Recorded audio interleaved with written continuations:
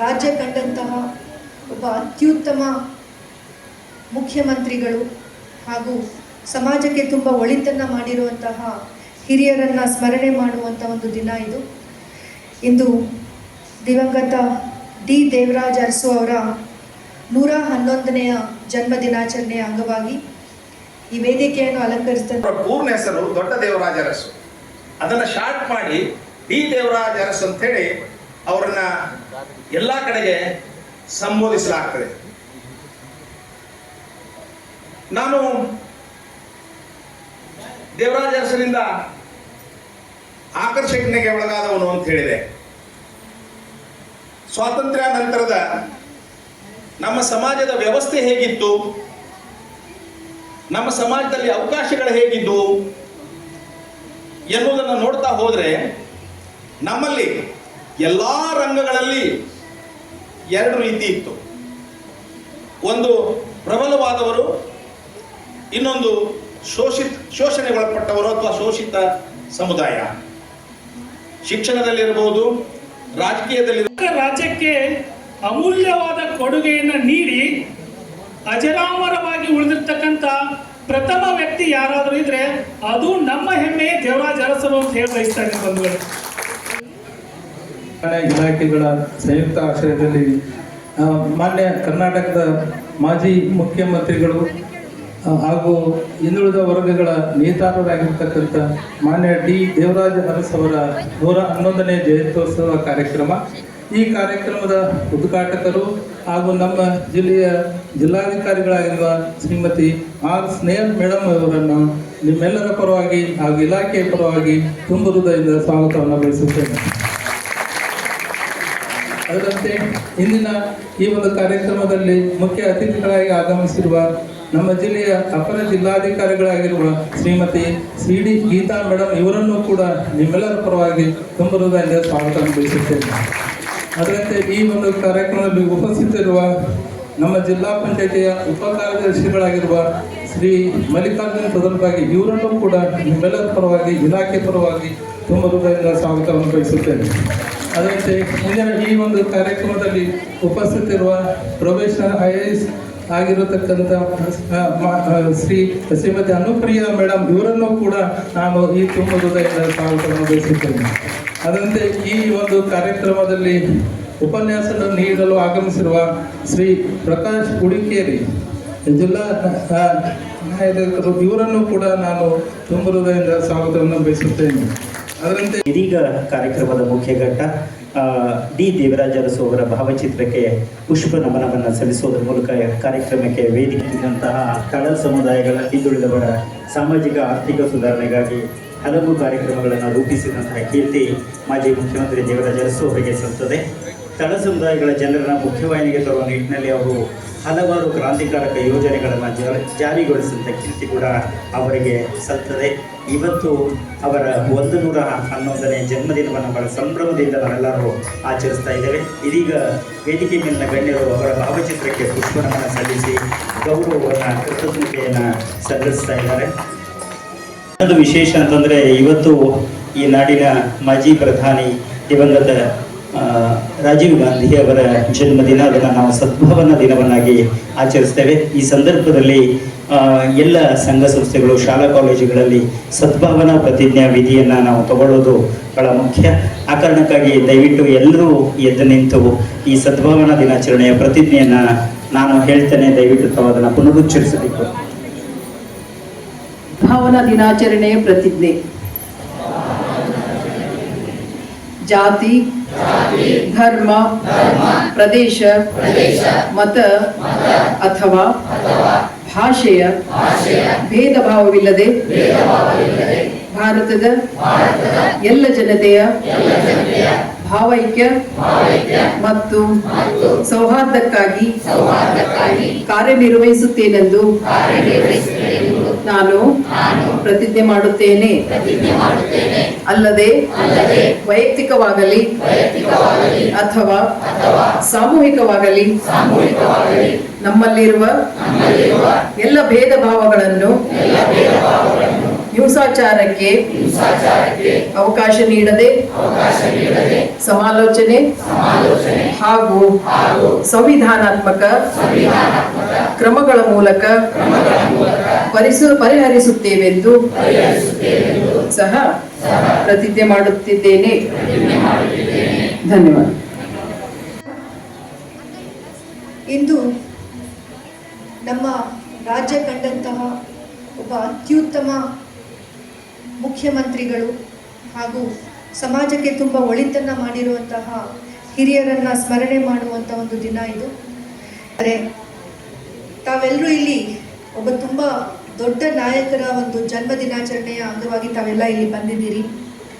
D Devaraj Arasu ಅಂತ ನಾವು ಹೇಳಿದ್ರೆ ಸುಮ್ಮನೆ ಯಾವುದೇ ಒಂದು ವ್ಯಕ್ತಿ ಅಲ್ಲ, ನಮ್ಮ ರಾಜ್ಯಕ್ಕೆ ಅತ್ಯುತ್ತಮ ಕೊಡುಗೆ ನೀಡಿರುವಂತಹ ಒಬ್ಬ ಚೀಫ್ ಮಿನಿಸ್ಟರ್ ಅವರು ಆಗಿದ್ದರು. ಅವ್ರದ್ದು ನಾವು ತಿಳ್ಕೊಳ್ಳೋದಕ್ಕೆ ಇಲ್ಲಿ ಒಬ್ಬರು ಉಪನ್ಯಾಸಕರನ್ನು ಕೂಡ ಕರೆದಿದ್ದಾರೆ, ಹಿರಿಯ ನ್ಯಾಯಾಧೀಶರು ಅವರು ಕೂಡ ಇಲ್ಲಿದ್ದಾರೆ.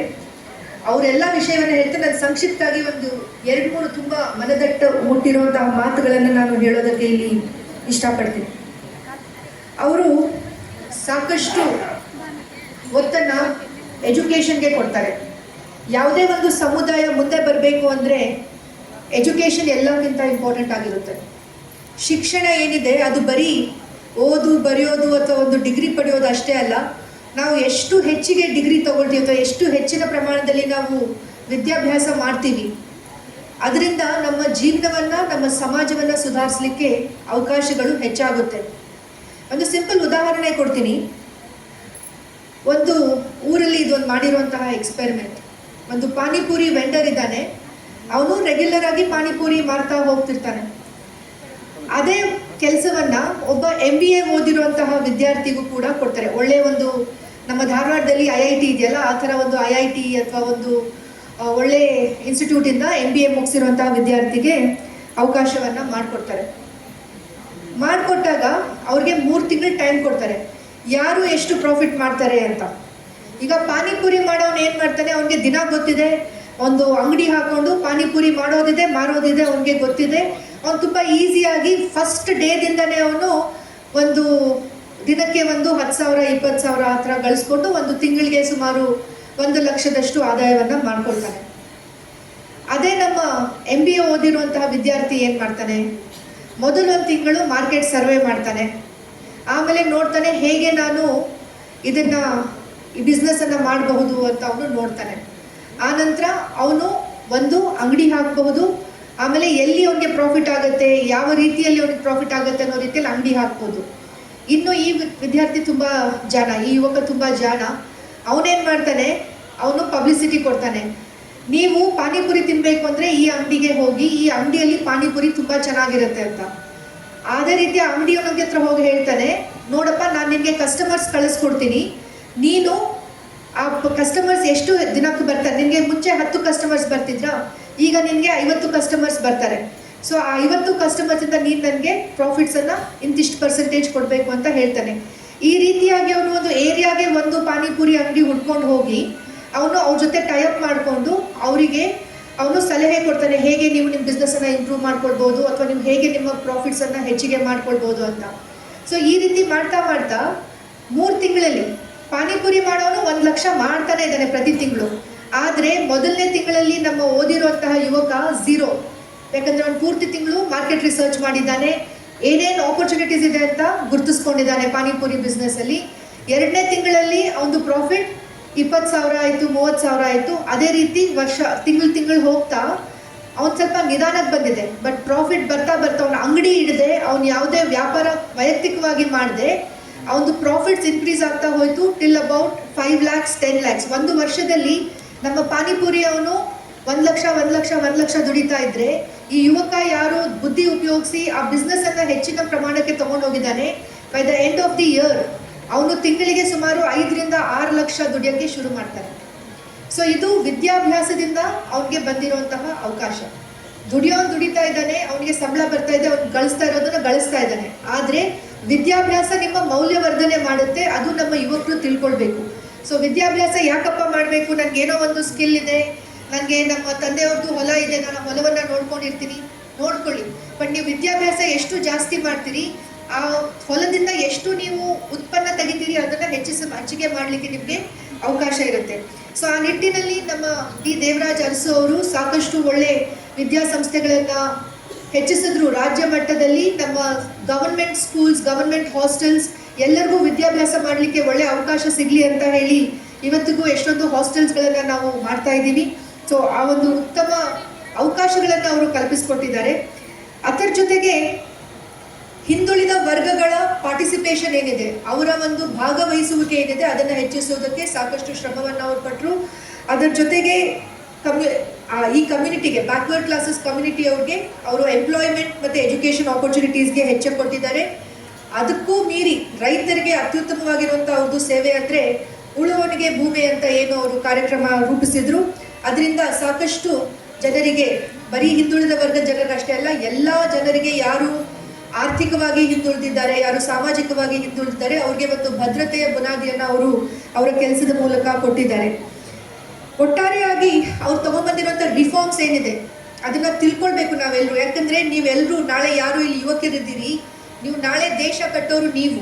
ಸೊ ನೀವು ತಿಳ್ಕೊಳ್ಬೇಕು ಹೇಗೆ ನಮ್ಮ ಹಿಂದಿನ ನಾಯಕರು ನಮ್ಮ ಸಮಾಜವನ್ನ ಕಟ್ಟಿದ್ರು, ಏನು ಅವರು ಪರಿಸ್ಥಿತಿಗಳನ್ನ ಎದುರಿಸಿದ್ರು, ಯಾವ ರೀತಿಯ ಪರಿಸ್ಥಿತಿಗಳನ್ನ ಅವರು ಎದುರಿಸಿ ಅದರಿಂದ ಹೊರಬಂದು ಬೇರೆಯವ್ರಿಗೆ ಯಾವ ರೀತಿ ಸಹಾಯ ಮಾಡಿದ್ರು ಅನ್ನೋದನ್ನ ನಾವೆಲ್ಲ ತಿಳ್ಕೊಳ್ಬೇಕಾಗತ್ತೆ.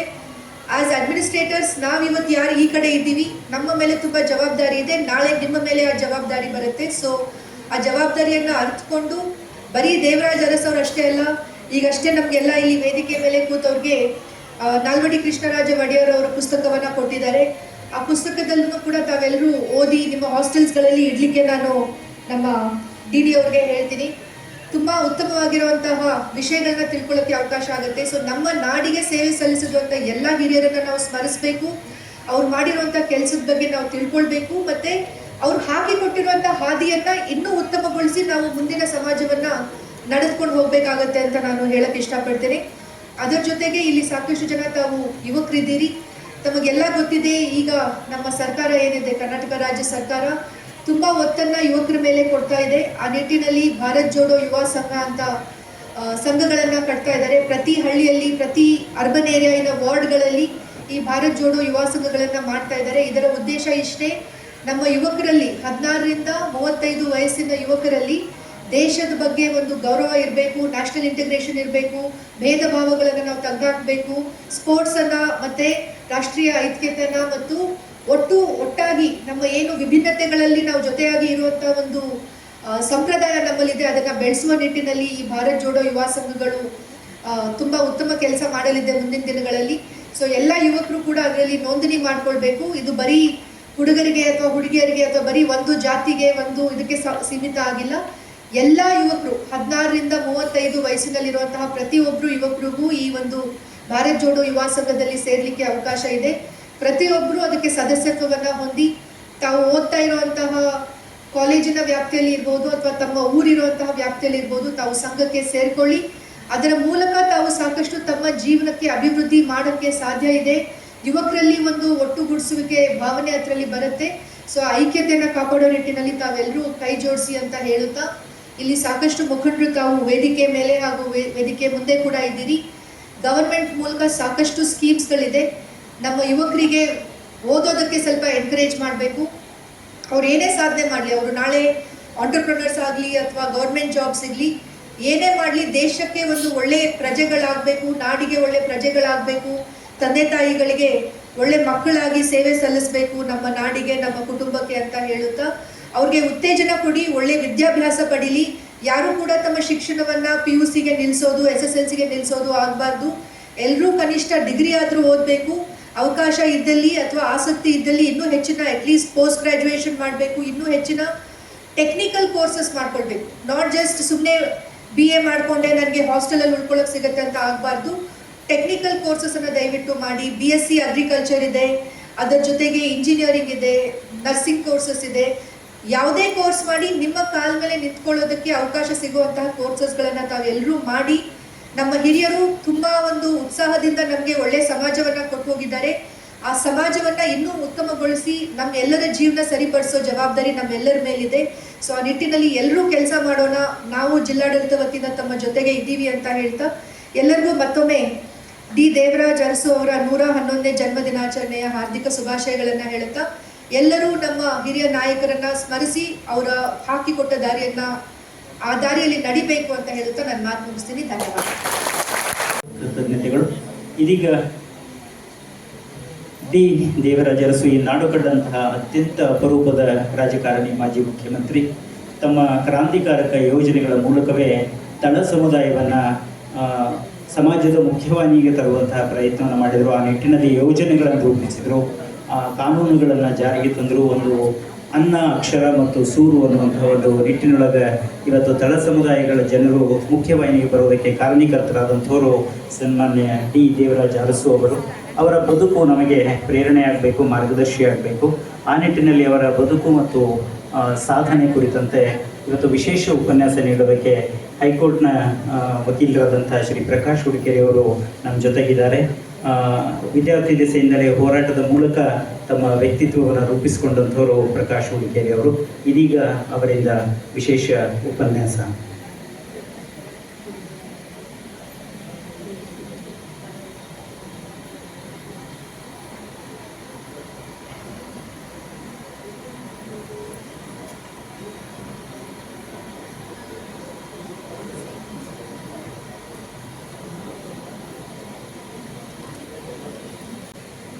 ಗೌರವಪೂರ್ವಕ ವಂದನೆಗಳು. ಜೊತೆಗೆ ಈ ನಾಡು ಕಂಡಂತಹ ಅತ್ಯಂತ ಶ್ರೇಷ್ಠ ರಾಜಕಾರಣಿ, ಸಮಾಜಮುಖಿ ರಾಜಕಾರಣಿ, ಈ ನಾಡಿನ ಬೆಳವಣಿಗೆಗೆ ತಮ್ಮದೇ ಆದಂಥ ವಿಶಿಷ್ಟವಾದಂಥ ಕಾರ್ಯಕ್ರಮಗಳ ಮೂಲಕ ಸಮಾಜ ಪರಿವರ್ತನೆಯ ಹರಿಕಾರರಾದಂಥ ಡಿ ದೇವರಾಜ ಅರಸು ಅವರ 111ನೆಯ ಜನ್ಮದಿನದ ಶುಭಾಶಯಗಳನ್ನು ತಮಗೆಲ್ಲ ಕೋರುತ್ತಾ, ವೇದಿಕೆಯ ಮೇಲೆ ಆಸೀನರಾದಂಥ ಅಪರ ಜಿಲ್ಲಾಧಿಕಾರಿಗಳಾದಂಥ ಗೀತಾ ಮೇಡಮ್ ಅವರೇ, ನಾನು ಚಿಕ್ಕವನಿರುವಾಗಲೇ ಡಿ ದೇವರಾಜ ಅರಸವರ ಬದುಕಿಗೆ ಆಕರ್ಷಣೆಗೆ ಒಳಗಾದವನು. ನನಗೊಂದು ಕುತೂಹಲ ಇತ್ತು. ಡಿ ದೇವರಾಜ ಅವರು ಹುಟ್ಟಿದ ಊರ ಹೆಸರು ಕಲ್ಲಳ್ಳಿ. ಮೈಸೂರು ಪ್ರಾಂತದಲ್ಲಿ ಅವರ ಹೆಸರಿನ ಪೂರ್ವಭಾಗದಲ್ಲಿ ಬರ್ತಕ್ಕಂಥ ಇನಿಷಿಯಲ್ಲು ಸಾಮಾನ್ಯವಾಗಿ ಅವರ ಊರಿನ ಪ್ರತೀಕ ಆಗಿರ್ತದೆ. ಈಗ ಮೈಸೂರು ಪ್ರಾಂತ್ಯದ ಕುವೆಂಪು ಅವರ ಹೆಸರನ್ನು ನಾವು ತಗೊಂಡ್ರೆ ಕುಪ್ಪಳ್ಳಿ ಅವರ ಹುಟ್ಟೂರು, ಅದಕ್ಕೆ ಕು ಬರ್ತದೆ ಅಲ್ಲಿ. ಹಾಗೆ ಬಂಗಾರಪ್ಪನವ್ರ ಹೆಸರು ತಗೊಂಡ್ರೆ ಎಸ್ ಬಂಗಾರಪ್ಪ, ಸಾರೆಕೊಪ್ಪ ಬಂಗಾರಪ್ಪನವರು. ಹೀಗೆ ನೀವು ನಮ್ಮ ದೇಶದ ಮೈಸೂರು ಪ್ರಾಂತ್ಯದ ಬೇರೆ ಬೇರೆ ದೊಡ್ಡ ವ್ಯಕ್ತಿಗಳ ಹೆಸರನ್ನು ತಗೊಂಡ್ರೆ ಅವರ ಊರಿನ ಜೊತೆಗೆ ಅವರ ಹೆಸರು ಪ್ರಾರಂಭ ಆಗ್ತದೆ. ಆದರೆ ನನಗೆ ಕುತೂಹಲ ಅಂದರೆ ಕೆ ದೇವರಾಜ ಅರಸು ಆಗಬೇಕಾದಂಥ ಅವರು ಡಿ ದೇವರಾಜ ಅರಸು ಹೇಗಾಗಿದ್ರು ಅಂತ.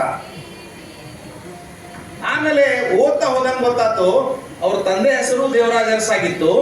ಅದಕ್ಕೆ ಇವರಿಗೆ ನಾಮಕರಣ ಮಾಡುವಾಗ ದೊಡ್ಡ ದೇವರಾಜ ಅರಸು ಅಂತ ಹೆಸರಿಟ್ಟಿದ್ರು. ಅದಕ್ಕೆ ಅವರ ಪೂರ್ಣ ಹೆಸರು ದೊಡ್ಡ ದೇವರಾಜ ಅರಸು.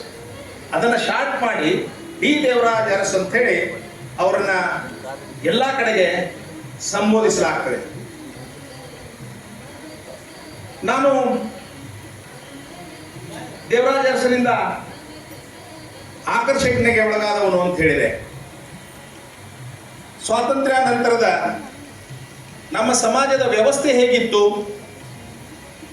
ನಮ್ಮ ಸಮಾಜದಲ್ಲಿ ಅವಕಾಶಗಳು ಹೇಗಿದ್ದು ಎನ್ನುವುದನ್ನು ನೋಡ್ತಾ ಹೋದರೆ ನಮ್ಮಲ್ಲಿ ಎಲ್ಲ ರಂಗಗಳಲ್ಲಿ ಎರಡು ರೀತಿ ಇತ್ತು. ಒಂದು ಪ್ರಬಲವಾದವರು, ಇನ್ನೊಂದು ಶೋಷಣೆಗೊಳಪಟ್ಟವರು ಅಥವಾ ಶೋಷಿತ ಸಮುದಾಯ. ಶಿಕ್ಷಣದಲ್ಲಿರಬಹುದು, ರಾಜಕೀಯದಲ್ಲಿ, ವೇದಿಕೆ ಮೇಲೆ ಕೆಲವು ನಮ್ಮ ಮುಖಂಡರು ಬರ್ತಾ ಇರುವಂತಹ ವಾರ್ತೆಯನ್ನು ನಾನು ಆಮಂತ್ರಣ ಪತ್ರಿಕೆಯಲ್ಲಿ ಓದಿದ್ದೆ. ಅವರ ಅನುಪಸ್ಥಿತಿಯಲ್ಲಿ ಅವರಿಗೆ ನಾನೊಂದು ವಿನಂತಿಯನ್ನು ಮಾಡಿಕೊಳ್ಳಿಕ್ಕೆ ಬಯಸ್ತೇನೆ. ಯಾಕಂದ್ರೆ ಈ ಮಾತನ್ನ ನಾನು ತುಂಬಾ ನೋವಿನಿಂದ ಹೇಳಲಿಕ್ಕೆ ಬಯಸ್ತೇನೆ. ಎಸ್ ನಿಜಲಿಂಗಪ್ಪನವರ ಪ್ರತಿಷ್ಠಾನ ಸ್ಥಾಪಿಸಿ ಅವರ ಮನೆ, ಅವರ ಪರಿಸರ ಎಲ್ಲ ಸಂರಕ್ಷಣೆ ಮಾಡಿ ಅದನ್ನು ಅಭಿವೃದ್ಧಿಪಡಿಸಲಾಗಿದೆ. ಅದೊಂದು ಪುಣ್ಯ ಸ್ಥಳದಂತೆ ನೋಡುವಂತಹ ಒಂದು ಪ್ರದೇಶವಾಗಿ ಬೆಳೆದಿದೆ. ನಾನು ಕಳೆದ 3 ತಿಂಗಳ ಹಿಂದೆ ಮೈಸೂರಿಗೆ ಹೋದಾಗ ಕಲ್ಲಡಿಗೆ ಹೋಗಿದ್ದೆ. ದೇವರಾಜ ಅರಸವರ ಹುಟ್ಟಿದ ಮನೆ ಶೀತಲ ಅವಸ್ಥೆಯಲ್ಲಿದೆ, ಬೀಳುವ ಪರಿಸ್ಥಿತಿಯಲ್ಲಿದೆ, ನೋಡುವವರು ದಿಕ್ಕಿಲ್ಲ.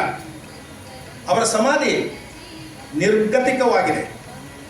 ಅವರ ತೋಟದಲ್ಲಿರುವಂತಹ ಅವರ ಸಮಾಧಿ ನಿರ್ಗತಿಕವಾಗಿದೆ. ಇದು ಸಮಾಜದ ಜವಾಬ್ದಾರಿ, ಸರ್ಕಾರದ ಜವಾಬ್ದಾರಿ. ಸರ್ಕಾರದವರು ಅದಕ್ಕೊಂದು ಪ್ರತಿಷ್ಠಾನ ಸ್ಥಾಪಿಸಿ ಆ ಮೂಲಕ ಅದನ್ನು ಒಂದು ಪ್ರವಾಸನೀಯ ಸ್ಥಳವಾಗಿ ಮಾಡುವ ಮೂಲಕ ದೇವರಾಜ ಅರಸನ್ನ ಸೂರ್ಯಚಂದ್ರ ಇರುವವರೆಗೂ ಜೀವಂತ ಇಡಬೇಕು. ಆ ಮೂಲಕ ಅವರ ತತ್ವ ಸಿದ್ಧಾಂತಗಳನ್ನು ಜಾರಿ ಮಾಡಬೇಕು ಅನ್ನುವಂಥ ಮಾತನ್ನು ನಾನು ಹೇಳಲಿಕ್ಕೆ ಬಯಸ್ತೇನೆ. ಬಹಳಷ್ಟು ಜನ ನಮ್ಮಲ್ಲಿ ಹೇಳ್ತಾರೆ, ರಾಜಕಾರಣಿಗಳು, ನಾನು ದೇವರಾಜ ಅರಸರ ಶಿಷ್ಯ, ನಾನು ದೇವರಾಜ ಅರಸರ ಶಿಷ್ಯ ಅಂತ ಹೇಳಿ. ಆದರೆ ಯಾವಾಗ ನಿಜವಾದ ಗೌರವ ನಾವು ಅವ್ರಿಗೆ ಕೊಟ್ಟಂಗಂದ್ರೆ ಅವರ ತತ್ವ ಸಿದ್ಧಾಂತಗಳನ್ನು ಸತತವಾಗಿ ಜೀವಂತ ಇಟ್ಟು ಅವುಗಳನ್ನು ಪಾಲಿಸುತ್ತಾ, ಅವುಗಳ ಅನುಷ್ಠಾನ ಮಾಡ್ತಾ, ಅವುಗಳನ್ನು ವಿಸ್ತರಿಸುತ್ತಾ ಹೋಗಬೇಕು. ಅಂದಾಗ ಮಾತ್ರ ಸಾಧ್ಯ ಆಗ್ತದೆ. ಇನ್ನೊಂದು ಕೊನೆಯ ಮಾತನ್ನ ನಾನು ಹೇಳಲಿಕ್ಕೆ ಬಯಸ್ತೇನೆ.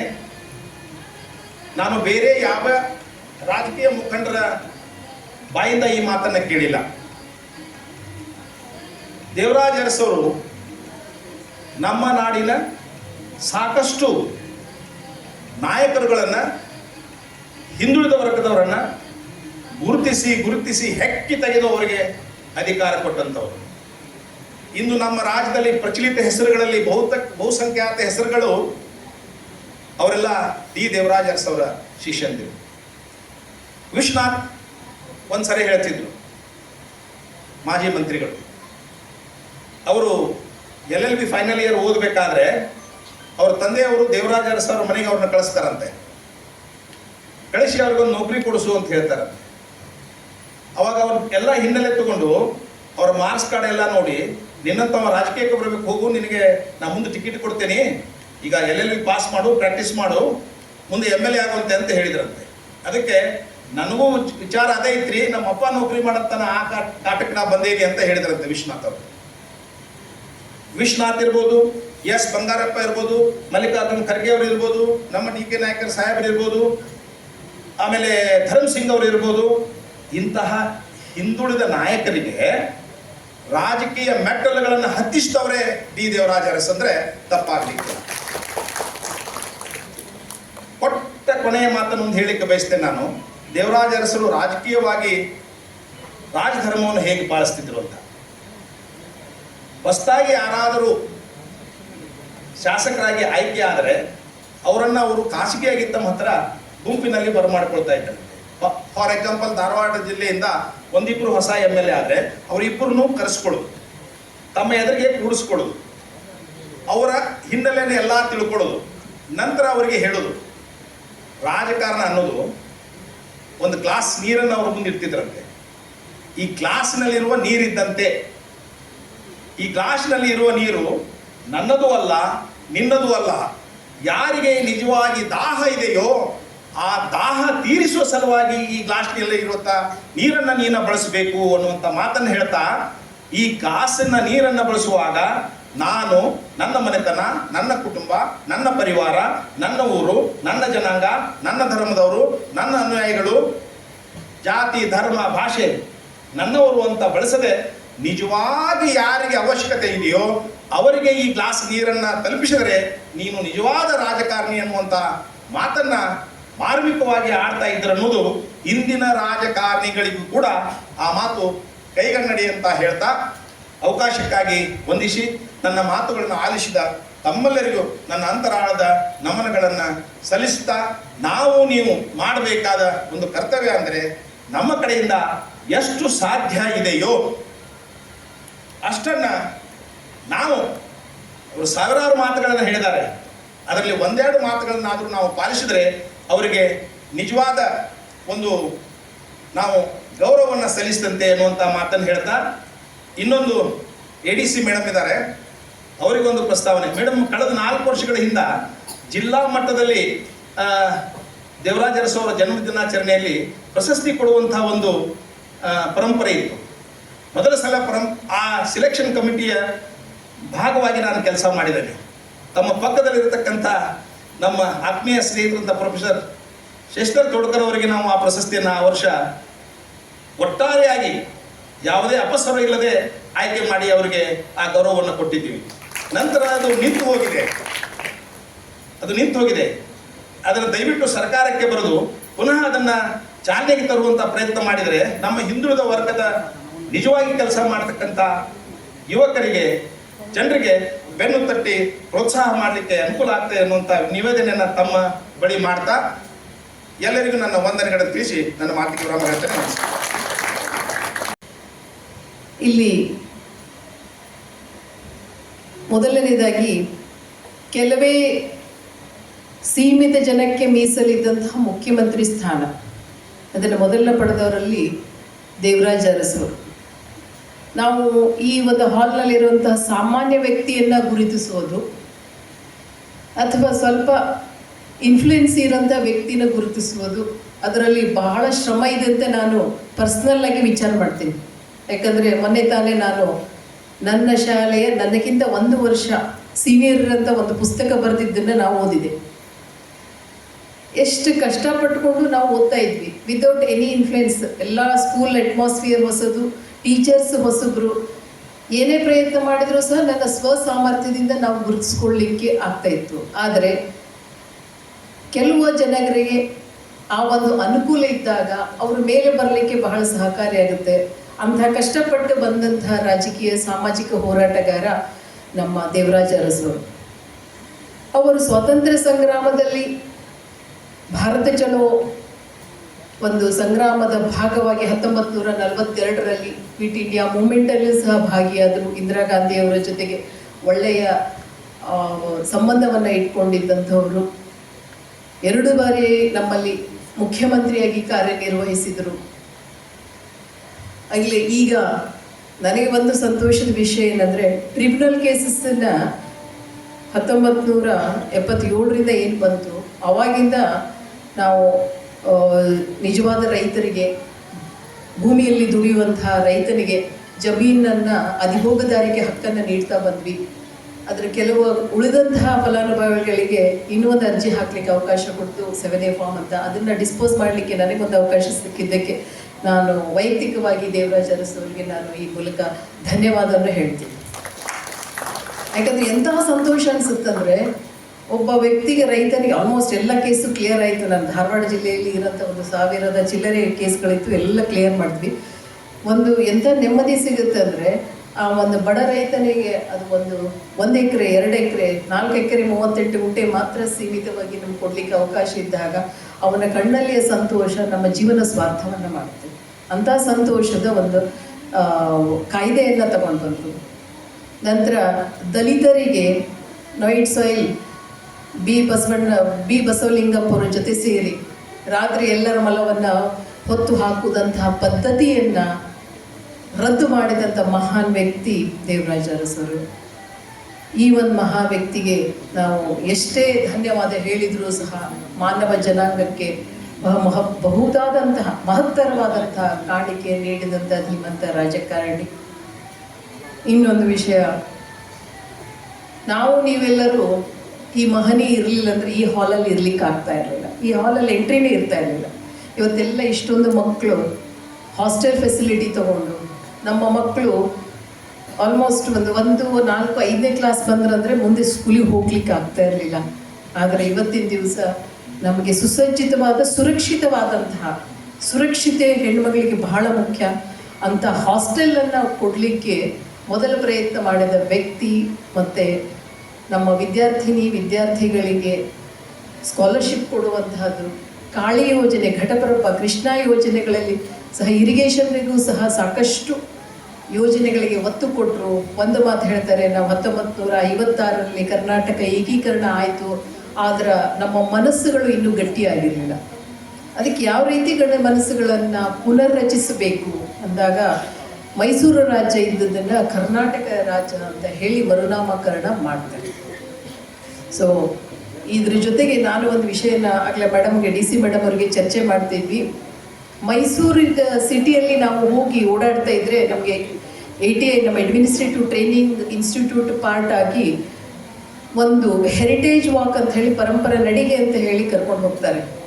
ಅಲ್ಲಿ ಹೋದ್ರಂದ್ರೆ ಪ್ರತಿಯೊಂದು ಗಲ್ಲಿ ಒಂದು ಸರ್ಕಲ್ ಒಂದು ಸ್ಟ್ರೀಟ್ಗೆ ನಾವು ಹೋದಾಗ ಅಲ್ಲಿ ಒಂದು ಇತಿಹಾಸನೇ ಹೇಳ್ತಾ ಇರ್ತಾರೆ. ಅದಕ್ಕೆ ಇಲ್ಲಿ ನಮ್ಮ ಪ್ರಕಾಶ್ ಹುಡ್ಕೇರಿ, ನಮ್ಮ ವಕೀಲರಿದ್ದಾರೆ, ಶಶಿಧರ್ ತೋಡ್ಕರ್ ಸರ್ ಇದ್ದಾರೆ, ಎಲ್ಲ ಸಮಾಜದ ಮುಖಂಡರಿದ್ದಾರೆ, ತಾವೆಲ್ಲರೂ ಇದ್ದೀರಿ. ನಮ್ಮ ಜಿಲ್ಲೆಯಲ್ಲಿ ನಮ್ಮ ಧಾರವಾಡಲ್ಲಿ ಯಾಕೆ ನಾವು ಆ ರೀತಿಯಾದಂಥ ಒಂದು ಪ್ರಯತ್ನ ಮಾಡಬಾರ್ದು? ಯಾಕಂದರೆ ನಮ್ಮಲ್ಲಿ ಎಷ್ಟು ಸರ್ 10-11 ಟ್ರಸ್ಟ್ಗಳಿದ್ದಾವೆ.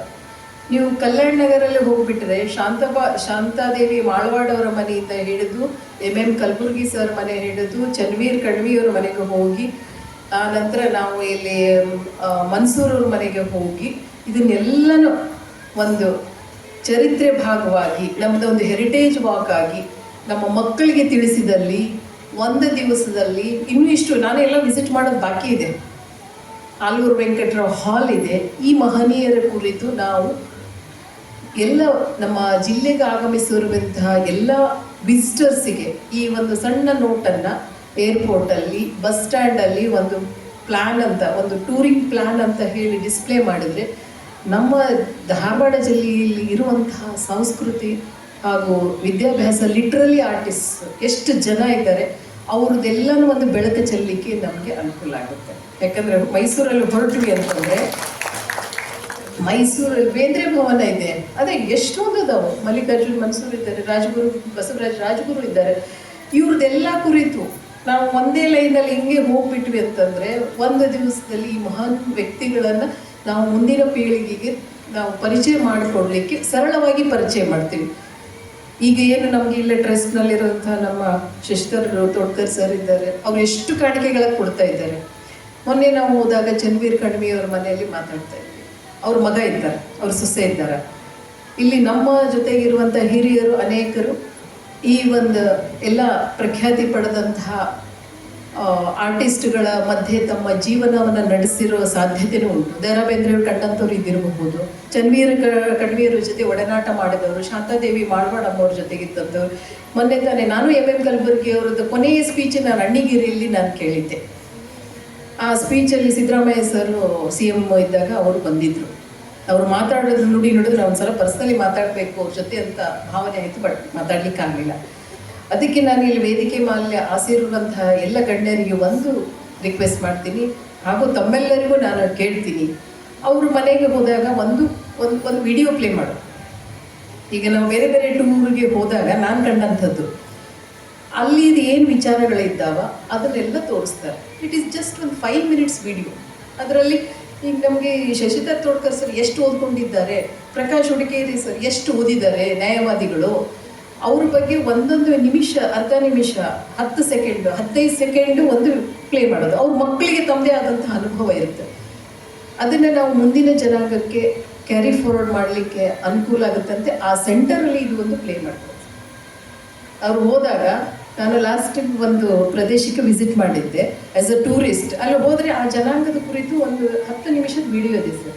ಅಂಡಮಾನ್ ನಿಕೋಬಾರಲ್ಲಿ ತಾವು ನೋಡಿದರೆ ಜಾರ್ವಾಜು, ನಂತರ ನಿಕೋಬಾರೀಸು, ಅಂಡಮಾನೀಸು, ಈ ಸೆಂತನೀಸು, ಈ ಟ್ರೈಬ್ಸ್ ಏನು ಮಾಡ್ತಾರೆ ಅವ್ರದ್ದು ಇಷ್ಟಿಷ್ಟು ವಿಡಿಯೋ ಇದೆ. ಅಲ್ಲಿ ಅವ್ರದ್ದು ಏನು ಮರೈನ್ ಲೈಫ್ ಹೆಂಗಿದೆ ನೀವು ಫಿಸಿಕಲಿ ಹೋಗಿ ನೋಡ್ತೀರಿ, you will see it in museum.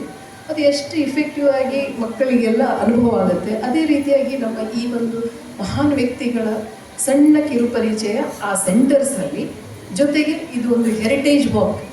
ನಮ್ಮ ಎಲ್ಲ ಪ್ರಮುಖ ಏನು ವಿದ್ಯಾಕಾಶಿ ಅಂತ ಹೇಳ್ತೀವಿ, ವಿಶ್ವವಿದ್ಯಾಲಯ ಎಷ್ಟು ವಿಶ್ವವಿದ್ಯಾಲಯ ಇದ್ದಾವೆ?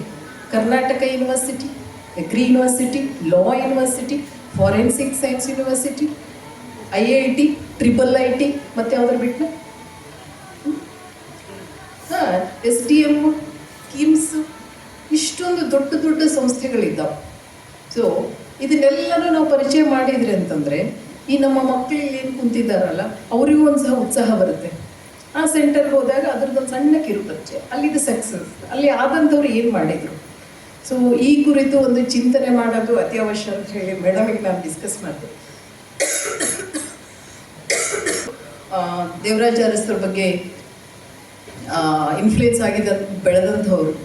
ಸೊ ಈ ಒಂದು ಸಮಯದಲ್ಲಿ ನಾವು ಸುದೀರ್ಘವಾಗಿ ಒಬ್ಬ ವ್ಯಕ್ತಿಯ ಕುರಿತು ನಾವು ಚರ್ಚೆ ಮಾಡಲಿಕ್ಕೆ ಅವಕಾಶ ಮಾಡಿಕೊಟ್ಟಂಥ ಹಿಂದುಳಿದ ವರ್ಗದ ಅಧಿಕಾರಿಗಳಿಗೆ ಈಗ ತಾವೆಲ್ಲರೂ ಈ ಒಂದು ಕಾರ್ಯಕ್ರಮಕ್ಕೆ ಭಾಗಿಯಾಗಿದ್ದೀರಿ.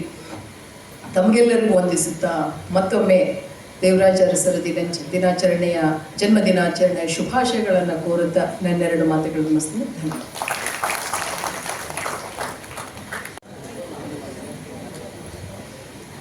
ಹಚ್ಚುವೆನು ಹಣತೆಯನ್ನು ಕತ್ತಲೆಯನ್ನು ಗೆಲ್ಲುವೆನೆಂಬ ಜಿಜ್ಞಾಸೆಯಿಂದಲ್ಲ, ಹಣತೆಯ ಬೆಳಕಿನಲ್ಲಿ ನನ್ನನ್ನು ನೀ ಕಂಡು ನಿನ್ನನ್ನು ನಾ ಕಂಡು ಪಯಣಿಸೋಣ ಪಯಣಿಸೋಣ ಎಂಬ ಡಿವಿಜನ್ ವಾಣಿಯನ್ನು ಆರಂಭದಲ್ಲಿ ಸ್ಮರಿಸುತ್ತಾ ಈ ಒಂದು ಶುಭ ಮಧ್ಯಾಹ್ನದ ಶುಭ ಸಮಾರಂಭದ ವೇದಿಕೆ ಮೇಲೆ ಆಸೀನರಾಗಿರ್ತಕ್ಕಂಥ ಸಹೋದರಿ ಸ್ವರೂಪಿಯಾಗಿರ್ತಕ್ಕಂಥ ಮತ್ತು ನಮ್ಮ ಜಿಲ್ಲೆ ಅಪ್ಪರ್ ಜಿಲ್ಲಾಧಿಕಾರಿಯಾಗಿರ್ತಕ್ಕಂಥ ಗೀತಾ ಮೇಡಮ್ ಅವರೇ ಹಾಗೂ ವಕೀಲರಾಗಿರ್ತಕ್ಕಂಥ ಪ್ರಕಾಶ್ ಅವರೇ, ಆತ್ಮೇರೆ,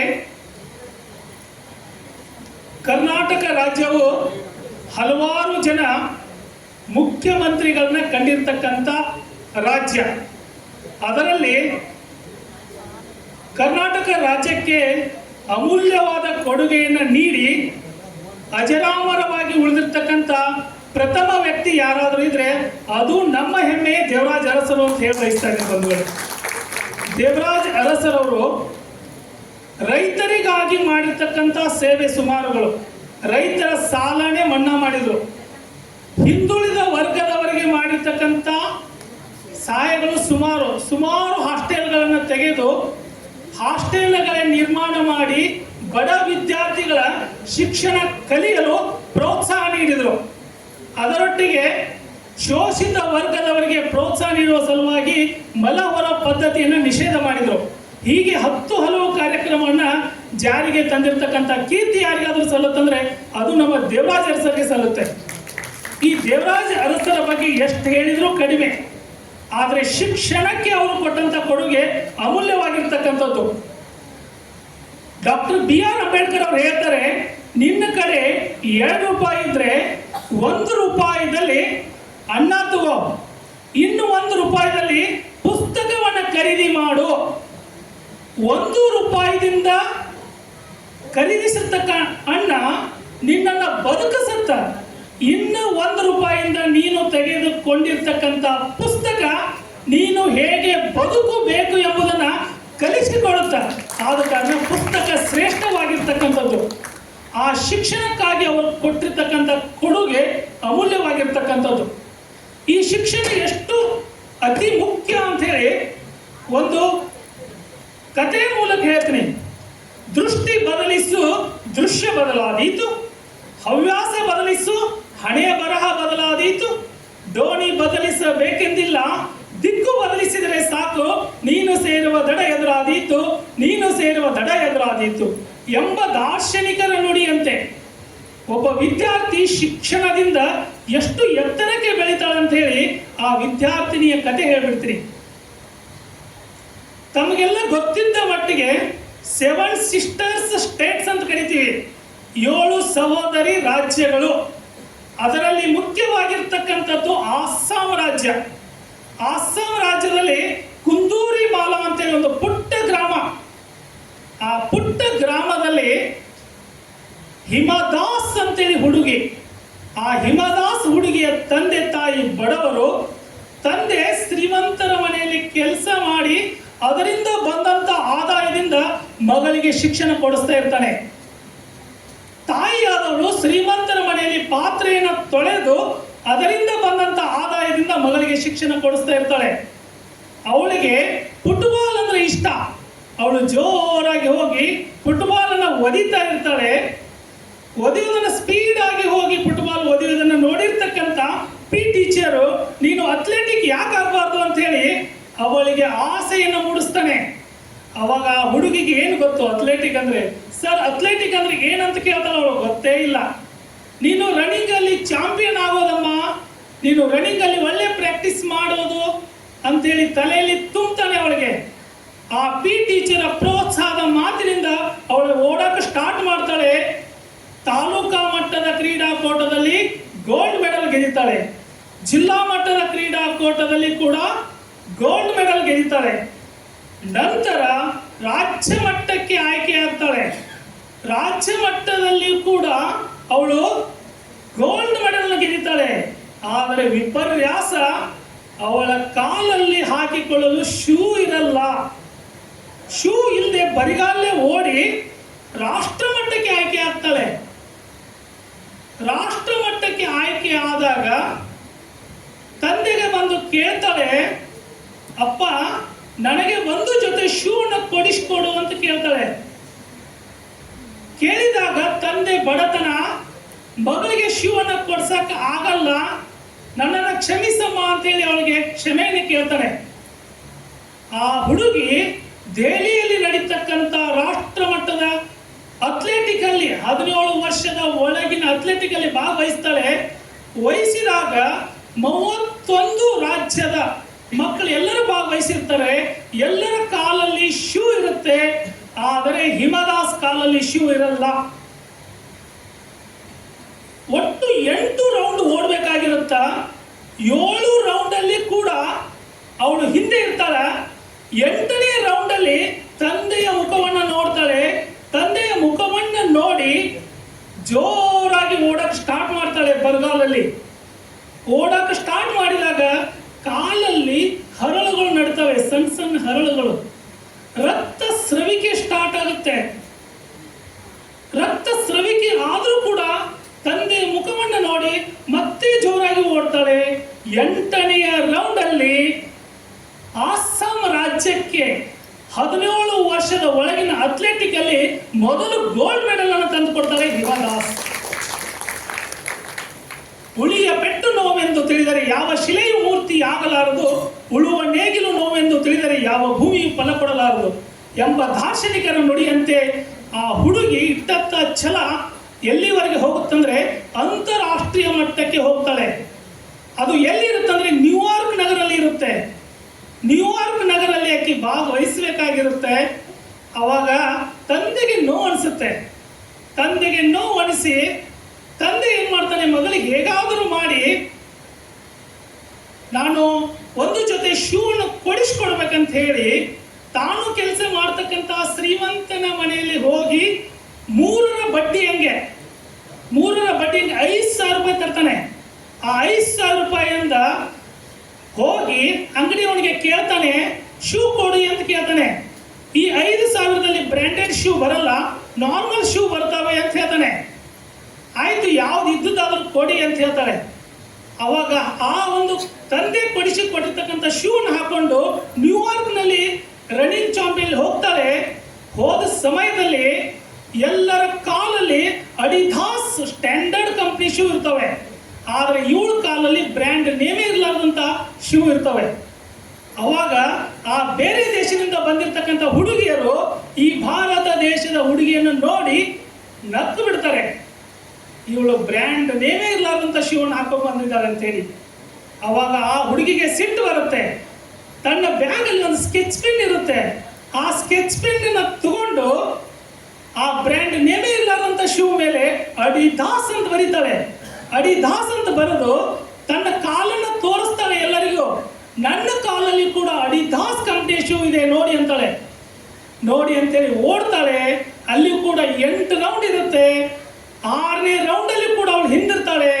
ಕೊನೆಗೆ ತಂದೆ ತನಗೆ 3ರ ಬಡ್ಡಿಯಲ್ಲಿ ಶೂ ಅನ್ನ ಕೊಡಿಸಿಕೊಟ್ಟದನ್ನು ನೆನಪಿಸಿಕೊಂಡು ತಂದೆಯ ಮುಖವನ್ನು ನೋಡಿ 8ನೇ ರೌಂಡಲ್ಲಿ ಜೋರಾಗಿ ಓಡಿ ಭಾರತ ದೇಶಕ್ಕೆ 17 ವರ್ಷದ ಒಳಗಿನ ಅಥ್ಲೆಟಿಕ್ ಅಲ್ಲಿ ಮೊದಲು ಗೋಲ್ಡ್ ಮೆಡಲ್ ತಂದು ಕೊಟ್ಟಂತ ಹುಡುಗಿ ಯಾರಾದ್ರೂ ಇದ್ರೆ ಅವಳು ಹಿಮದಾಸ್ ಅಂತೇಳಿ ಹೆಮ್ಮೆಯಿಂದ ವಹಿಸ್ತಾ ಇದ್ರು ಅವರಿಗೆ. ಕೊನೆಗೆ ಏನಾಗುತ್ತಂದ್ರೆ ಆ ಅಡಿದಾಸ್ ಕಂಪನಿಯ ಮಾಲೀಕ ಇವಳ ಕೀರ್ತಿಯನ್ನು ಕೇಳ್ತಾನೆ. ಮುಂದೆ ಅಷ್ಟೇ ಅಲ್ಲದೆ 5 ಕಡೆ ಭಾಗವಹಿಸ್ತಾಳೆ. ಅಂತಾರಾಷ್ಟ್ರೀಯ ಮಟ್ಟದಲ್ಲಿ 5 ಕಡೆ ಗೋಲ್ಡ್ ಮೆಡಲ್ ಗೆದ್ದಿದ್ದಾಳೆ. ಅವಳು ಗೋಲ್ಡ್ ಮೆಡಲ್ ಗೆದ್ದು ಅವಳ ಹೆಸರು ಹಿಮದಾಸ್ ಅಂತೇಳಿ ಗೋಲ್ಡನ್ ಗರ್ಲ್ ಅಂತ ಕರೆಕ್ಟ್ ಸ್ಟಾರ್ಟ್ ಮಾಡ್ತಾರೆ. ಆಮೇಲೆ ಅಡಿದಾಸ್ ಕಂಪ್ನಿಯ ಶೂ ಅನ್ನು ಅವಳಿಗೆ ತೊಡಕವತ್ತು ಆಗಿರ್ಲಿಲ್ಲ. ಬ್ರ್ಯಾಂಡ್ ನೇಮೇ ಇರಲಾರಂತ ಶೂ ಅನ್ನು ಹಾಕಿಕೊಂಡು ಭಾರತ ದೇಶಕ್ಕೆ ಗೋಲ್ಡ್ ಮೆಡಲ್ ಅನ್ನು ತಂದು ಕೊಟ್ಟಿದ್ರು. ಅವಾಗ ಅಡಿದಾಸ್ ಕಂಪನಿಯ MD ಅವರು ಹಿಮದಾಸ್ ಮನೆಗೆ ಬರ್ತಾರೆ. ಹಿಮದಾಸ್ ಮನೆಗೆ ಬಂದು ರಿಕ್ವೆಸ್ಟ್ ಮಾಡ್ಕೋತಾರೆ. ರಿಕ್ವೆಸ್ಟ್ ಏನಂತ ಮಾಡ್ಕೋತಾರೆ ಅಂದ್ರೆ, ನಮ್ಮ ಒಂದು ಶೂ ಬ್ರ್ಯಾಂಡ್ ಹೆಸರನ್ನ ಅಡಿದಾಸ್ ಅಂತ ತೆಗೆದು ನಿಮ್ಮ ಮಗಳ ಹೆಸರಾಗಿರ್ತಕ್ಕಂಥ ಹಿಮದಾಸ್ ಇಡ್ಬೇಕಂತ ಮಾಡೀವಿ. ಇದಕ್ಕೆ ನಾವು 5 ಕೋಟಿ ರೂಪಾಯಿ ಕೊಡ್ತೀವಿ ಅಂತ ಹೇಳ್ತಾರೆ. 5 ಕೋಟಿ ರೂಪಾಯಿ ಅವಳ ತಂದೆ ಕಡೆ ಕೊಟ್ಟು ಅವರ ಒಂದು ಬ್ರ್ಯಾಂಡಿಗೆ ಅಡಿದಾಸ್ ಅಂತ ತೆಗೆದು ಹಿಮದಾಸ್ ಅಂತ ಇಡ್ತಾರೆ. ಅಂದಿನಿಂದ ಒಂದು ಬ್ರ್ಯಾಂಡ್ ಅವರು ಅಡಿದಾಸ್ ಕಂಪನಿ ಹೆಸರು ಹಿಮದಾಸ್ ಆಗಿ ಪರಿವರ್ತನೆ ಆಗುತ್ತೆ. ಆದ ಕಾರಣ ಮನುಷ್ಯ ಮನಸ್ಸು ಮಾಡಿದರೆ ಯಶಸ್ವಿ ಕಟ್ಟಿಟ್ಟ ಬುದ್ಧಿ ಎನ್ನುವುದಕ್ಕೆ ಹಿಮದಾಸ್ ಅವಳೇ ಸಾಕ್ಷಿಯಾಗಿದ್ದಾಳೆ. ಅವ್ರಿಗೊಂದು ಜೋರಾದ ಚಪ್ಪಾಳೆ ಬರುತ್ತೆ. ಒಟ್ಟಾರೆಯಾಗಿ ಜಾಸ್ತಿ ಮಾತಾಡಬಾರ್ದು, ಜಾಸ್ತಿ ಮಾತಾಡಕತ್ತಂತ ಹಿಂಗ ಪೇಪರ್ನಲ್ಲಿ ಬರೆದು ಕೊಟ್ಟಂತ ಸಾಕು ಬಿಡುತ್ತೆ. ಅಂದ್ರೂ ಆ ಮನುಷ್ಯ ಬಿಡ್ತಾ ಇಲ್ರಿ, ಕೊರಿತಾ ಇದ್ದಾನೆ, ಹೋಗಾಗ ಕೊರಿತಾ ಇದ್ದಾನೆ, ಬರಾಗ ಕೊರಿತಾನೆ. ಕೊನೆಗೆ ಒಬ್ಬ ಹಿರಿಯರು ಶರ್ಟ್ ಜಗಿದ್ರೆ ಸಾಕು ಬಿಡುತ್ತೆ. ಅವಾಗೂ ಬಿಡ್ತಾ ಇಲ್ಲ. ಕೊನೆಗೆ ಲಾಸ್ಟ್ ಬೆಂಚಲ್ಲಿ ಕುಂತಿರ್ತಕ್ಕಂಥ ಒಬ್ಬ ಎಕ್ಸ್-ಆರ್ಮಿ ಮನುಷ್ಯ ಇದ್ದಂತ, ಅವನ ಕಡೆ ಒಂದು ಹಳೆ ಗಂಡು ನಿಂತಂತ. ಆ ಗಣ್ಣ ತಗೊಂಬಂದು ನಿಂತಂತ. ಅವಾಗ ಗಂಡ ತನ್ನ ಹೇಳಿದಂತ, ಗಂಡ ನಿನಗೆ ತಂದಿಲ್ಲ, ನೀ ಮಾತಾಡೋದಂತ. ಗಂಡನ ಯಾರಿಗೆ ತಂದ್ರೆ ಇವ್ ಯಾರು ಮಾತಾಡಕ್ ಹಚ್ಚಲ್ಲ, ಅವ್ರಿಗೆ ಗಂಡು ತಂದ. ಹಂಗ ಗಂಡು ಬರೋದಾದ್ರೆ ನನಗೆ ಬರಲಿ, ಚಪ್ಪಾಳೆ ಬರೋದಾದ್ರೆ ನಾನು ಮಾತಾಡಕ್ ಹಚ್ಚಿರ್ತಕ್ಕಂಥ ದೊಡ್ಡ ಮನೆಯವ್ರಿಗೆ ಚಪ್ಪಾಳೆ ಬರಲಿ. ಓಕೆ, ಇನ್ನು ಹಂಗ ನೀವು ಹೇಳಿ ಇನ್ನೂ ಜಾಸ್ತಿ ಮಾತಾಡ್ತೀರಿ ಸರ, ನಮಗೆಲ್ಲ ಹಸುವಾಗ್ಯಾವ ಅಂತ ಅಂತೀರಿ. ಆದ ಕಾರಣ ಹಿಂದೆ ಯಾವ ಗಣ್ಣಿಲ್ಲ ಅಂತೇಳಿ ಭಾವಿಸ್ತಾ ಇದ್ದೀನಿ. ಒಟ್ಟಾರೆಯಾಗಿ ನನ್ನನ್ನು ಇಲ್ಲಿ ಕರೆಸಿ ನನಗೆ 2 ಮಾತನಾಡಲು ಅವಕಾಶ ಮಾಡಿ ಕೊಟ್ಟಂತ ವೇದಿಕೆ ಮೇಲೆ ಆಸೀನರಾಗಿರ್ತಕ್ಕಂಥ ಎಲ್ಲ ಗಣ್ಯರಿಗೂ, ವೇದಿಕೆಯ ಮುಂಭಾಗದಲ್ಲಿ ಆಸೀನರಾಗಿರ್ತಕ್ಕಂಥ ಎಲ್ಲ ವಿದ್ಯಾರ್ಥಿನಿಯರಿಗೂ, ಸಿಬ್ಬಂದಿಗಳಿಗೂ ಮತ್ತು ಎಲ್ಲ ಹಿರಿಯರಿಗೂ ವಂದಿಸ್ತಾ ನನ್ನ ನುಡಿಗಳಿಗೆ ವಿರಾಮ ಹೇಳ್ತಾ ಇದ್ದೀನಿ. ಜೈ ಹಿಂದ್, ಜೈ ಕರ್ನಾಟಕ.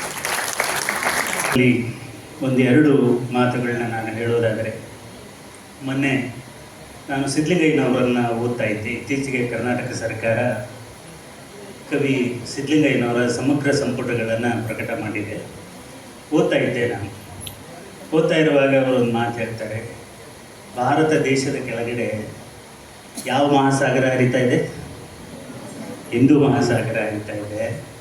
ಅಪ್ಪ, ಹಿಂದೂ ಮಹಾಸಾಗರ ಏನು ಹರಿತಾ ಇದೆಯಲ್ಲ, ಅದು ಓಡಾಡ್ತಾ ಇದೆಯಲ್ಲ, ಅದರೊಳಗಿರೋ ನೀರು ಅದು ನೀರಲ್ಲ.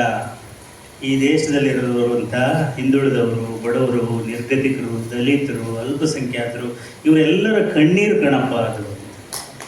ಎಲ್ಲರ ಕಣ್ಣೀರು. ಇವತ್ತಿಗೂ ಸರ್ಕಾರ ಇಷ್ಟೆಲ್ಲ ಮಾಡಿದ ಮೇಲಿನೂ ಕೂಡ ಇವತ್ತಿಗೂ ಈ ದೇಶದಲ್ಲಿ 43% ಜನ ಅವರಿಗೆ ಮನೆ ಇಲ್ಲ. ಅವ್ರಿಗೆ ಒಂದು ಸೂರಿಲ್ಲ, ಒಂದು ಗೇಣು ಮನೆ ಇಲ್ಲ. ಅವರು ಇವತ್ತಿಗೂ ಈ ದೇಶದಲ್ಲಿ 83% ಜನ ಸರ್ಕಾರ ಕೊಡುವಂಥ ರೇಷನ್ ಅಕ್ಕಿಯನ್ನೇ ಊಟ ಮಾಡಬೇಕು. ಅವರಿಗೆ ಸೋನಾ ಮಸೂರಿ ಅಕ್ಕಿ ಊಟ ಮಾಡುವಂಥ ಸೌಭಾಗ್ಯ ಇಲ್ಲ. ಸೊ ಈ ದೇಶದ ಸಂದರ್ಭದಲ್ಲಿ ನನಗೆ ಕಂಡ ಹಾಗೆ ಇಬ್ಬರು ಮಹಾನ್ ವ್ಯಕ್ತಿಗಳು. ಯಾಕೆ ಅಂದರೆ ನಮ್ಮ ದೇಶ ಹೇಗಿದೆ ಅಂದರೆ ಚಲನೆಯೇ ಇಲ್ಲದ ದೇಶ ಇದು ಅಷ್ಟು ಸುಲಭವಾಗಿ ಅಳಗಾಡುವಂಥ ರಾಷ್ಟ್ರ ಅಲ್ಲ ಇದು. ಇದನ್ನು ಅಳಗಾಡಿಸ್ಬೇಕು ಅಂದರೆ ಬಹಳ ದೊಡ್ಡ ಬೌದ್ಧಿಕ ಸಾಮರ್ಥ್ಯ, ಕ್ರಿಯಾಶೀಲತೆ ಇರುವಂಥ ವ್ಯಕ್ತಿಗಳೇ ಈ ದೇಶದಲ್ಲಿ ಹುಟ್ಟಬೇಕು. ಹಾಗೆ ಮೊಟ್ಟ ಮೊದಲ ಬಾರಿಗೆ ಈ ದೇಶದಲ್ಲಿ ಹುಟ್ಟಿದಂಥ ಒಬ್ಬ ಮಹಾನ್ ವ್ಯಕ್ತಿ ಯಾರಾದರೂ ಇದ್ದರೆ ಅದು 12ನೇ ಶತಮಾನದಲ್ಲಿ ಬಸವಣ್ಣ. ಅವನು ಹೇಳ್ದ, ಮೊಟ್ಟ ಮೊದಲ ಬಾರಿಗೆ ಅವನು ಹೇಳ್ದ, ಅಪ್ಪನೋ ನಮ್ಮ ಮಾದಾರ ಚೆನ್ನಯ್ಯ ಅಂತ ಹೇಳ್ದ. ಅವ್ರಿಗೂ ಆ ಮಾದಾರ ಕುಟುಂಬದಲ್ಲಿ ಹುಟ್ಟಿರುವಂಥ ವ್ಯಕ್ತಿಗಳಿಗೆ ಇವ್ನು ನಮ್ಮಪ್ಪ ಅಂತ ಯಾವ ಮೇಲ್ವರ್ಗದವರು ಹೇಳಿರಲಿಲ್ಲ. ಇವ್ ನಮ್ಮಪ್ಪ, ಇವನು ನಮ್ಮ ದೊಡ್ಡಪ್ಪ, ಇವ್ ನಮ್ಮ ಚಿಕ್ಕಪ್ಪ, ಇವ್ ನಮ್ಮ ಅಣ್ಣ, ಇವ್ ನಮ್ಮ ಕಾಕ, ಇವ್ ನಮ್ಮ ಬಂಧು, ಇವನ್ ಸಂಬಂಧಿಕ ಅಂತ ಯಾರೂ ಹೇಳಿರಲಿಲ್ಲ. ಬಸವಣ್ಣವ್ರಿಗೆ ಆರಾಮಾಗಿರ್ಲಿಕ್ಕೆ ಬೇಕಾದಷ್ಟಿತ್ತು. ಅದು ಮಹಾಮಂತ್ರಿ ಆಗಿದ್ದರು. ಬಿಜ್ಜಳ ಬೇಕಾದಷ್ಟು ಸೌಕರ್ಯಗಳನ್ನು ಕೊಟ್ಟಿದ್ದ, ಪ್ರೀತಿ ಕೊಟ್ಟಿದ್ದ, ಆರಾಮಾಗಿರ್ಬೋದಾಗಿತ್ತು. ತಂಪಾಡಿಗೆ ತಾವು, ತಮ್ಮ ಕುಟುಂಬ, ತಮ್ಮ ಸೌಖ್ಯ ಇಷ್ಟನ್ನು ನೋಡಿಕೊಂಡು ಚೆನ್ನಾಗಿ ಜೀವನ ಮಾಡ್ಬೋದಾಗಿತ್ತು. ಇವತ್ತು ಈ ದೇಶದಲ್ಲಿ ಈ 900 ವರ್ಷಗಳ ನಂತರ ಇವತ್ತು ಒಂದು ಪ್ರತಿಷ್ಠಿತ ಅನ್ನುವ ಸ್ಥಾನವನ್ನು ಲಿಂಗಾಯತ ಸಮಾಜ ಮುಟ್ಟಿದ್ರೆ ಅದಕ್ಕೆ ಕಾರಣ ಬಸವಣ್ಣ. ಯಾಕಂದರೆ ಇವರೆಲ್ಲರೂ ಒಂದು ಕಾಲದಲ್ಲಿ ದಲಿತರಾಗಿದ್ದರು. ಇವತ್ತು ಯಾರು ಪ್ರತಿಷ್ಠೆಯನ್ನು ಅನುಭವಿಸ್ತಾ ಇದ್ದಾರೆ, ಇವರೆಲ್ಲರೂ ದಲಿತರಾಗಿದ್ದರು. ಇಂಥ ಅಸಂಖ್ಯಾತ ಅವಕಾಶ ವಂಚಿತ ಸಮುದಾಯದ ಜನರಿಗೆ ಅವನು ಒಂದು ಸಾಮಾಜಿಕ ಚಲನೆಯನ್ನು ಕೊಟ್ಟ. ಕಾಯಕ, ದಾಸೋಹ, ಈ ಎಲ್ಲ ಕೆಲವು ಸಿದ್ಧಾಂತಗಳ ಜೊತೆಗೆ ಒಂದು ಸಾಮಾಜಿಕ ಚಲನೆಯನ್ನು ಕೊಟ್ಟ. ಅದರ ನಂತರ ಈ ದೇಶದಲ್ಲಿ ಬಹಳ ದೊಡ್ಡ ಸಾಮಾಜಿಕ ಚಲನೆಗೆ ಕಾರಣರಾದಂಥ ವ್ಯಕ್ತಿ ಯಾರಾದರೂ ಆಗಿದ್ದರೆ ಅದು 20ನೇ ಶತಮಾನದಲ್ಲಿ ಡಿ ದೇವರಾಜ ಅರಸು. ನೋಡಿ, ಬಹಳ ಜನ ಮಂತ್ರಿಗಳಾಗೋಗಿದ್ದಾರೆ, ಬಹಳ ಜನ ಮಂತ್ರಿಗಳು ಮುಖ್ಯಮಂತ್ರಿಗಳಾಗೋಗಿದ್ದಾರೆ. ಆದರೆ ಅರಸು ನಮ್ಮೆಲ್ಲರ ಮಧ್ಯದಲ್ಲಿ, ನಮ್ಮೆಲ್ಲರ ಹೃದಯದಲ್ಲಿ ಉಳಿದಿದ್ದಾರೆ, ನಮ್ಮೆಲ್ಲರ ಹೃದಯದಲ್ಲಿ. ಬಾಬಾ ಸಾಹೇಬ್ ಕ್ಷಮ ಮಾಡಬೇಕು. ಬಾಬಾ ಸಾಹೇಬ್ ಸಂವಿಧಾನ ರಚನೆ ಮಾಡಿ, ನಾನು ಕನ್ನಡ ನಾಡಿನ ಸಂದರ್ಭ ಇಟ್ಟುಕೊಂಡು ಮಾತಾಡ್ತಾ ಇದ್ದೆ. ಬಾಬಾ ಸಾಹೇಬ್ರಂತೂ ಸರಿನೇ, ಒಂದು ವೇಳೆ ಅವರು ಸಂವಿಧಾನ ರಚನೆ ಮಾಡದೆ ಹೋಗಿದ್ರೆ ಈ ದೇಶದ ಸ್ಥಿತಿ ಇವತ್ತು ಹೀಗಿರಲಿಕ್ಕೆ ಸಾಧ್ಯ ಇರಲಿಲ್ಲ. ಇನ್ನೂ 1-2-3 ಸಾವಿರ ವರ್ಷಗಳ ಹಿಂದೆನೇ ಇರ್ತಾ ಇದ್ವಿ ನಾವು, ಆದರೆ ಕರ್ನಾಟಕದ ಚರಿತ್ರೆಯ ಸಂದರ್ಭದಲ್ಲಿ ಅರಸು ಎಂಥ ಒಂದು ಹೆದ್ದಾರಿಯನ್ನು ಹಾಕಿಕೊಟ್ಟರು ಅರಸು ಅಂದರೆ, ಮುಂದಿನ ಯಾವ ಮುಖ್ಯಮಂತ್ರಿಗಳು ಕೂಡ ಅದನ್ನು ಉಲ್ಲಂಘನೆ ಮಾಡಲಿಕ್ಕೆ ಸಾಧ್ಯವೇ ಇಲ್ಲ. ಬಡವರ ಇಷ್ಟೊತ್ತಿನವರೆಗೂ ನೀವು ಹುಡುಗೇರಿ ಸರ್ ಅವರ ಮಾತುಗಳನ್ನ ಕೇಳಿದ್ರಿ, ಗೀತಾ ಮೇಡಮ್ ಅವರ ಮಾತುಗಳನ್ನ ಕೇಳಿದ್ರಿ, ನಮ್ಮ ತುದುಲ್ಬಾಗಿ ಸರ್ ಅವರ ಮಾತುಗಳನ್ನ ಕೇಳಿದ್ರಿ. ಅಂದರೆ ಇನ್ನು ಮುಂದೆ ಬರುವಂಥ ಯಾವ ಮುಖ್ಯಮಂತ್ರಿ ಇದ್ದರೂ ಕೂಡ ಆ ಮುಖ್ಯಮಂತ್ರಿ ಹಿಂದುಳಿದ ವರ್ಗಗಳನ್ನು, ಅಲ್ಪಸಂಖ್ಯಾತರನ್ನು, ದಲಿತರನ್ನು ಅಲಕ್ಷ್ಯ ಮಾಡಲಿಕ್ಕೆ ಸಾಧ್ಯವೇ ಇಲ್ಲ. ಬಾಬಾ ಸಾಹೇಬರು ಏನು ಸಂವಿಧಾನದಲ್ಲಿ ಯಾವ ಒಂದು ಯೋಜನೆಗಳನ್ನೆಲ್ಲ ಒದಗಿಸ್ಕೊಟ್ಟಿದ್ರು, ಅಥವಾ ಬಸವಣ್ಣ ಯಾವ ಕಲ್ಪನೆಯನ್ನು ಸಮಾಜ, ಒಂದು ಸಮ ಸಮಾಜ ಹೇಗಿರಬೇಕು ಅನ್ನೋ ಯೋಚನೆ ಮಾಡಿದ್ದ, ಅಂಥ ಒಂದು ಸಮ ಸಮಾಜದ ಒಂದು ಸಂಪೂರ್ಣ ಕ್ರಿಯಾಶೀಲ ಒಂದು ಜವಾಬ್ದಾರಿಗಳನ್ನು ಅರಸು ತಮ್ಮ ಕೈಗೆ ತೆಗೆದುಕೊಂಡ್ರು. ಆಳಿದ್ದು 8 ವರ್ಷ ಆದರೂ ಕೂಡ ಆ 8 ವರ್ಷದ ಆಳ್ವಿಕೆ ಬಹುತೇಕವಾಗಿ ಕರ್ನಾಟಕದ ಸಾಮಾಜಿಕ, ರಾಜಕೀಯ, ಆರ್ಥಿಕ ಏನೊಂದು ವ್ಯವಸ್ಥೆ ಇತ್ತಲ್ಲ, ಸ್ಟ್ರಕ್ಚರ್ ಅಂತ ಏನಿತ್ತು, ಆ ಇಡೀ ಸ್ಟ್ರಕ್ಚರನ್ನು ಬಹಳ ದೊಡ್ಡ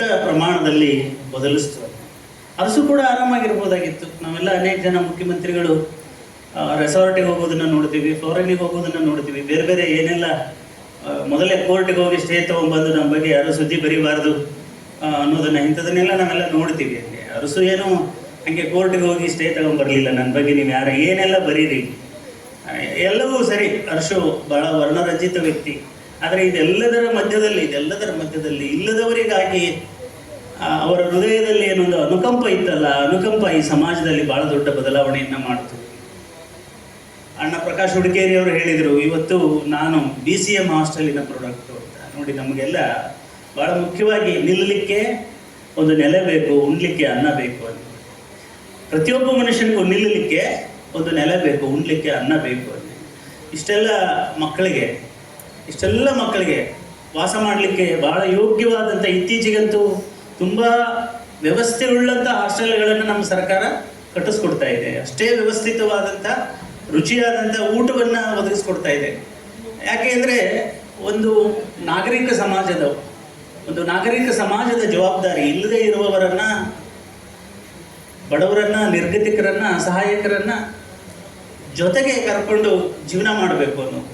ನೋಡಿ, ಬಸವಣ್ಣ ಅವನು ಜನ್ಮತಃ ಮೇಲೆ ವರ್ಗಕ್ಕೆ ಸೇರಿದವನಾಗಿದ್ದ. ಆದರೆ ಚಿಂತನೆ ಮಾಡಿದ್ದು ಯಾರ ಬಗ್ಗೆ? ಎಲ್ಲ ತಳು ಸಮುದಾಯಗಳ ಬಗ್ಗೆ, ಇಲ್ಲದೇ ಇರೋರ ಬಗ್ಗೆ ಚಿಂತನೆ ಮಾಡ್ತಾರೆ.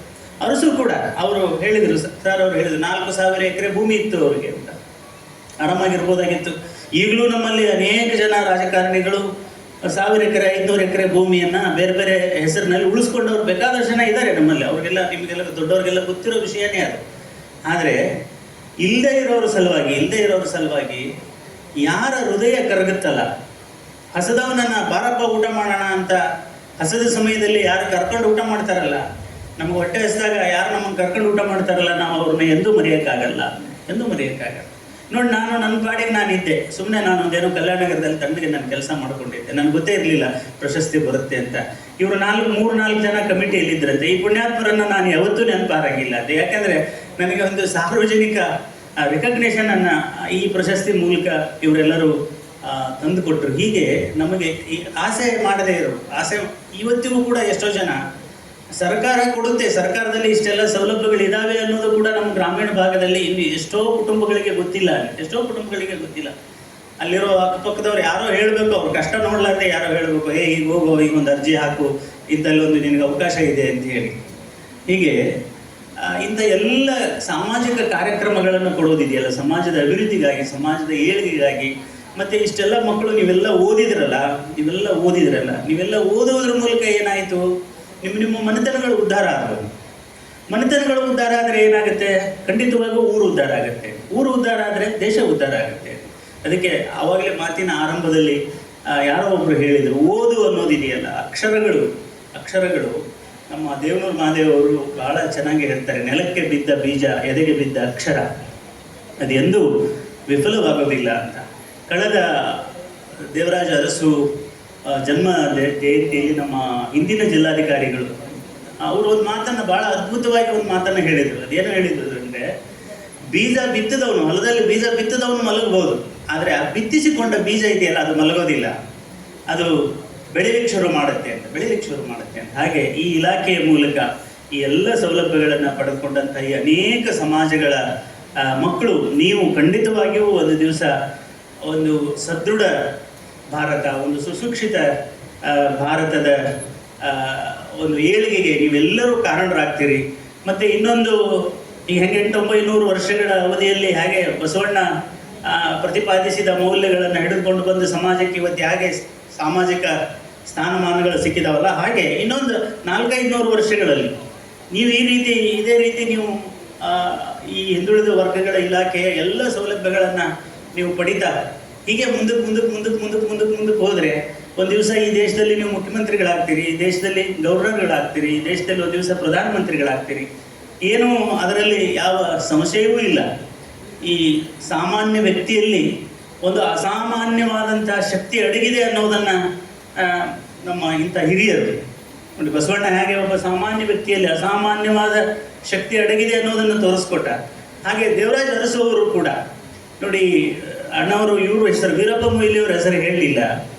ಒಂದು ಮೂಡುಬಿದಿರೆ ಪಕ್ಕದ ಒಂದು ಹಳ್ಳಿ ಕಾರ್ಕಳದವರು ಚುಟ್ಟ ಕಟ್ಟಿಕೊಂಡು ಜೀವನ ಮಾಡುವಂಥ ಒಂದು ಸಣ್ಣ ಮೂಗೇರ ಒಂದು ಸಣ್ಣ ಸಮುದಾಯ, ಇಡೀ ಜಿಲ್ಲೆಯಾದ್ಯಂತ ಹುಡುಕಿದ್ರೆ ಒಂದು 5,000 ಜನನೂ ಕೂಡ ಇಲ್ಲ. ಅಂತ ಒಂದು ಸಣ್ಣ ಸಮುದಾಯದ ವ್ಯಕ್ತಿ ರಾಜ್ಯಕ್ಕೆ ಮುಖ್ಯಮಂತ್ರಿ ಆಗುವುದು ಅಂದರೆ ಅದೇನು ಸಾಮಾನ್ಯವಾದ ಕೆಲಸನ? ಅದು ಯಾರ ಪುಣ್ಯ? ಅದು ದೇವರಾಜ ಅರಸು ಅವರ ಪುಣ್ಯ. ದೇವರಾಜ ಅರಸು ಅವರ ಕಾರಣದಿಂದ ಒಂದು ಸಣ್ಣ ಸಮುದಾಯದ ವ್ಯಕ್ತಿ ಒಂದು ರಾಜ್ಯಕ್ಕೆ ಮುಖ್ಯಮಂತ್ರಿ ಆಗ್ತಾನೆ ಅಂದರೆ ಇದೇನು ಸಾಮಾನ್ಯವಲ್ಲ. ನೋಡಿ, ಇಷ್ಟು ವರ್ಷ 2-3 ಸಾವಿರ ವರ್ಷಗಳ ಇತಿಹಾಸ ಇದೆ ಈ ದೇಶಕ್ಕೆ. ಇವತ್ತಿಗೂ ಕರ್ನಾಟಕ ರಾಜ್ಯಕ್ಕೆ ಒಬ್ಬ ದಲಿತ ಮುಖ್ಯಮಂತ್ರಿಯನ್ನು ನಮಗೆ ಮಾಡ್ಲಿಕ್ಕೆ ಆಗ್ತಾ ಇಲ್ಲ. ಹಿಂದುಳಿದ ವರ್ಗದವ್ರಿಗೇನೋ ಈ ಸೌಭಾಗ್ಯ ಸಿಕ್ತು, ಆದರೆ ಇವತ್ತಿಗೂ ದಲಿತ ಮುಖ್ಯಮಂತ್ರಿಯನ್ನು ಮಾಡಲಿಕ್ಕೆ ಆಗ್ತಾ ಇಲ್ಲ. ಯಾಕೆ ಆಗ್ತಾ ಇಲ್ಲ ಅಂದರೆ, ಸೊ ಈ ಪ್ರಾಬಲ್ಯ ಅನ್ನೋದಿದೆಯಲ್ಲ ಸಮಾಜದಲ್ಲಿ, ಏನು ಒಂದು ಬಹುದೊಡ್ಡ ಮೇನ್ ಸ್ಟ್ರೀಮ್ ಅಂತ ನಾವೇನು ಕರಿತೀವಿ, ಆ ಮೇನ್ ಸ್ಟ್ರೀಮಿಗೆ ಸೇರಿದವರು ಯಾವಾಗ್ಲೂ ಅದೊಂದು ಮತ್ಸರ ಇದ್ದೇ ಇರ್ತದೆ. ಯಾವುದೋ ಒಬ್ಬ ಬಡವ, ಯಾವುದೋ ಒಬ್ಬ ತಳವರ್ಗಕ್ಕೆ ಸೇರಿದವನು ಅವ್ನು ನಮಗಿಂತ ಮೇಲಕ್ಕೆ ಹೋಗಬಾರ್ದು, ನಮಗಿಂತ ಮುಂದಕ್ಕೆ ಅವನು ಕಾಣಬಾರ್ದು ಅನ್ನುವಂಥದ್ದು ಎಲ್ಲೋ ಒಂದು ಮತ್ಸರ ಇದ್ದೇ ಇರ್ತದೆ. ಆದರೆ ವಿದ್ಯೆ ಮಾತ್ರ ನಿಮ್ಮೆಲ್ಲರಿಗೂ ನಾಳೆ ಈ ಎಲ್ಲ ಸಣ್ಣತನಗಳಿಂದ, ಈ ಎಲ್ಲ ಏನು ಕಟ್ಟುಪಾಡುಗಳಿದಾವಲ್ಲ, ಈ ಎಲ್ಲ ಕಟ್ಟುಪಾಡುಗಳು ಸಣ್ಣತನಗಳಿಂದ ಮೀರಿ ನೀವೆಲ್ಲ ದೊಡ್ಡವರಾಗುವ ಹಾಗೆ ನೋಡಿಕೊಳ್ಳುವಂಥ ಒಂದು ಶಕ್ತಿಗೆ ವಿದ್ಯೆಗೆ ಇದೆ. ಆ ಕಾರಣದಿಂದ ಇಂಥ ಹಾಸ್ಟೆಲ್ಗಳಲ್ಲಿರುವಂಥ ಮಕ್ಕಳು ಈ ಸಮಾಜದ ಸರ್ವ ಜನರ ಶ್ರಮದ ಒಂದು ಬೆವರನ್ನು ಅನುಭವಿಸ್ತಾ ಇರುವಂಥ ಮಕ್ಕಳು, ನೀವು ಯಾರು ನಿಮ್ಮ ಸಮಯವನ್ನು ವ್ಯರ್ಥ ಮಾಡಬಾರ್ದು. ಯಾವ ಕನಸನ್ನು ಕಂಡು ಈ ಹಿರಿಯರು ಇಂಥ ಎಲ್ಲ ಸೌಲಭ್ಯಗಳನ್ನು ಕೊಟ್ಟಿದ್ದಾರೆ, ಆ ಎಲ್ಲ ಸೌಲಭ್ಯಗಳನ್ನು ಸರಿಯಾದ ರೀತಿಯಲ್ಲಿ ಬಳಸ್ಕೊಂಡು ಈ ಸಮಾಜ ಒಂದು ಸದೃಢ ಸಮಾಜ, ಒಂದು ಸುಶಿಕ್ಷಿತ ಸಮಾಜವಾಗುವಲ್ಲಿ ನೀವೆಲ್ಲ ಪ್ರಯತ್ನಿಸಬೇಕು ಅಂತ ನಾನು ತಮ್ಮೆಲ್ಲರಲ್ಲೂ ಕೇಳಿಕೊಂಡು ನನ್ನ ಮಾತಿಗೆ ವಿರಾಮ ಮಾಡ್ತೀನಿ. ನಮಸ್ಕಾರ.